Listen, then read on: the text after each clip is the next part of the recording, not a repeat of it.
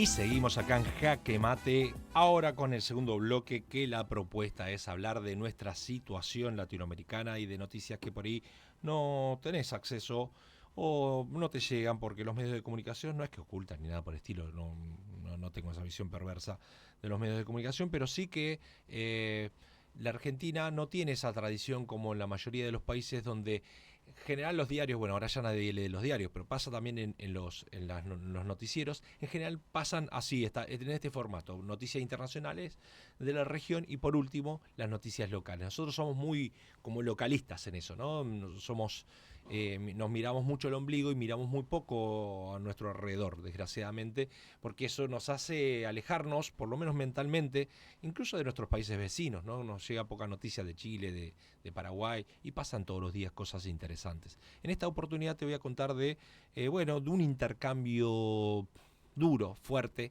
que está teniendo entre El Salvador y Venezuela. Dos presidencias fuertes, una que algunos la titulan Venezuela como una dictadura, venía de una elección en donde no mostraron nunca las actas, donde las elecciones fueron como mínimo desprolijas, donde la oposición mostró el 85% de las actas, y donde por supuesto hay presos políticos, hay presos de periodistas, hay torturados, hay algunos campos de concentración, con lo cual ya gran parte de los politólogos y de los sociólogos interpretan a eso como un régimen, como una dictadura.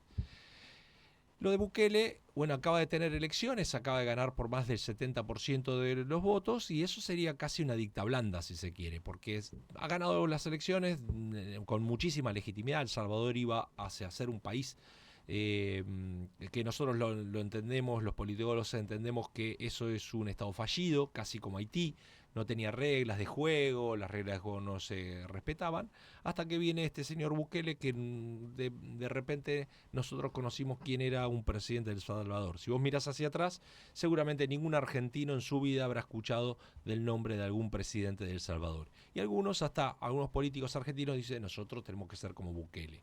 ¿Por qué? ¿Qué hizo Bukele? Bueno, lo que hizo es cárceles por todos lados y agarró a los maras y los empezó a torturar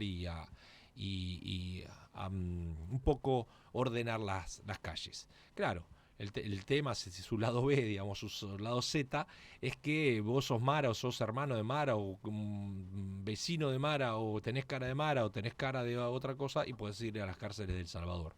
Mientras no te toca a tu familia, entonces están todos contentos con Bukele. Ahora, el día que te toca a tu familia y que no tiene nada que ver, y aparecen estas cárceles que son durísimas como las cárceles de El Salvador, que si bien ha ordenado y ha convertido en un poco más de orden y seriedad en El Salvador, bueno, todo organismo de derechos humanos pone el ojo ahí porque los derechos humanos se violan todos los días. Sé que vos que estás escuchando del otro lado vas a decir que me importa tanto los derechos humanos si pone orden en un lugar donde hay caos. Bueno, pero estamos en el siglo XXI y los derechos humanos fueron reconocidos desde el año 1945 en el mundo, por lo tanto nos tiene que importar y mucho más en países como los nuestros donde hemos sufrido la violación sistemática de los derechos humanos por parte del Estado en varias oportunidades. Hemos tenido golpes de Estado en el 30, en el 42, 43, 55, 66, 76, así que casi todo el siglo XX vivimos más de dictadura que de democracia, por lo tanto nos tiene que importar. ¿Y cuál es la noticia de la semana?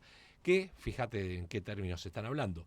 Bukele le dice a Maduro que Estados Unidos deportó un montón de venezolanos por todos lados y entre ellos a El Salvador, que estarían dispuestos a darle 252 venezolanos deportados de Estados Unidos a cambio de que libere a más de 100 presos políticos. Obviamente la respuesta de Maduro no se hizo esperar y le dijo, pero de todo, le tiró con de todo a Bukele, diciendo que era un delincuente, que era un usurpador del cargo. Este sujeto, al margen de la ley, de forma tiránica, decide quién puede gozar o no de la vida y libertad en El Salvador. O sea, un dictador le dice al otro que es un tirano. Bueno, esos son los diálogos que tiene El Salvador con el presidente de Venezuela, hoy casi un presidente de facto. Y sigue, demuestra que estos ciudadanos están secuestrados a disposición unilateral de este señor llamado Bukele. Así que las cosas no están muy bien entre dos democracias híbridas o dos democracias de débil intensidad, o para algunos entre dos dictaduras, una dicta blanda y otra una dictadura. Así que así las cosas entre El Salvador y, y Venezuela. Y la otra noticia que preocupa a Colombia, que viene con problemas, ya hemos hablado varias veces de Colombia, de sus elecciones, que hubo un candidato que lo mataron de la oposición, que está teniendo problemas también ahí de democracias híbridas, y se le suma una nueva cosa que es una novedad, por lo menos para estas regiones, que es que una enorme epidemia de fiebre amarilla, señores. Esto que estudiamos en los libros de historia de la fiebre amarilla del siglo XIX, de hecho así un poco se fueron poblando nuestras ciudades, ¿no? Nuestras ciudades se fueron poblando porque los inmigrantes venían al hotel de inmigrantes, después se quedaban en la boca y barracas. Cuando viene la fiebre amarilla, se empiezan a irse de los lugares, y algunos, los más pobretes, se vinieron para acá, para Berazategui y Varela, y los que tenían algún poder adquisitivo más alto se fueron para San Isidro y Vicente López. Así se fue conformando morfológicamente el conurbano, saliendo y escapando de esa fiebre amarilla, y hoy es una emergencia sanitaria que en África nunca se pudo erradicar. En América Latina en general, salvo en países como Haití, Honduras, en donde siempre hubo fiebre amarilla, pero no en Colombia. Colombia sí es una novedad, que ha declarado la emergencia sanitaria, donde ya murieron 40 personas por esta fiebre amarilla, que es una enfermedad del mosquito, ¿no? Pero bueno, evidentemente las campañas de vacunación, porque la fiebre amarilla fue erradicada justamente por vacunaciones masivas por parte del Estado. Hay aparentemente vacunas en Colombia, no es que están faltando, pero la gente pareciera que el brote de fiebre amarilla está relacionado con algunos movimientos antivacunas, gente que no se quiere vacunar, y entonces el presidente hizo un llamado a la población no vacunada, primero para que no viaje afuera del país, para no también pasar eh, esto a otras fronteras, y también especialmente le dedicó un párrafo a las personas de tercera edad bueno, que son los más vulnerables. En general, la fiebre amarilla, por ejemplo, fue causante fue una pandemia, con nosotros vivimos una pandemia, lo que pasa antes había menos herramientas. Parte de la explicación, no toda, pero parte de la explicación de por qué no tenemos más negros en la Argentina fue porque también fueron atacados por la fiebre amarilla y eran los más pobres y morían.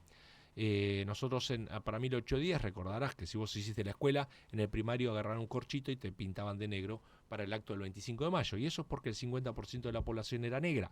Toda nuestra zona, especialmente nuestra zona ribereña, había puertos clandestinos y venían negros que los traían de África, de la África subsahariana básicamente, acá.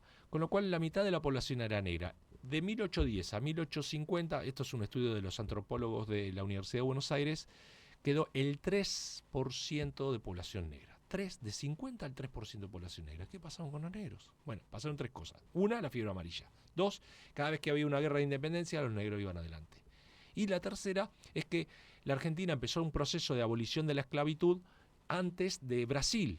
Ya en la Asamblea del año 13 se declaró la libertad de vientres, y en la Constitución de 1853/60 lo que dice es que se erradica la esclavitud. Brasil no la había erradicado, entonces los que tenían negros acá se los vendían a los brasileros, y entonces, bueno, casi todos se fueron para allá. Así que esta enfermedad endémica de 23 países africanos, que tiene 23 países africanos y que nunca la pudo erradicar, y que hay en algunos países de América Latina, vuelve a provocar estragos, en este caso en Colombia, que no era una noticia de Colombia. Y muchísimos, cientos de personas están mostrando síntomas, y entonces el sistema está un poquito colapsando, y la OMS alertó también, y mueren 7 a 10 días, es una enfermedad mortal. Así que Colombia ya ha detectado cerca de 100 casos y más de 40 muertes por la fiebre amarilla, que nosotros lo leíamos en los libros de historia. Y con esto terminamos la segunda parte, que es de nuestras noticias latinoamericanas aquí en Jaque Mate, y vamos a un tema musical. Jesús.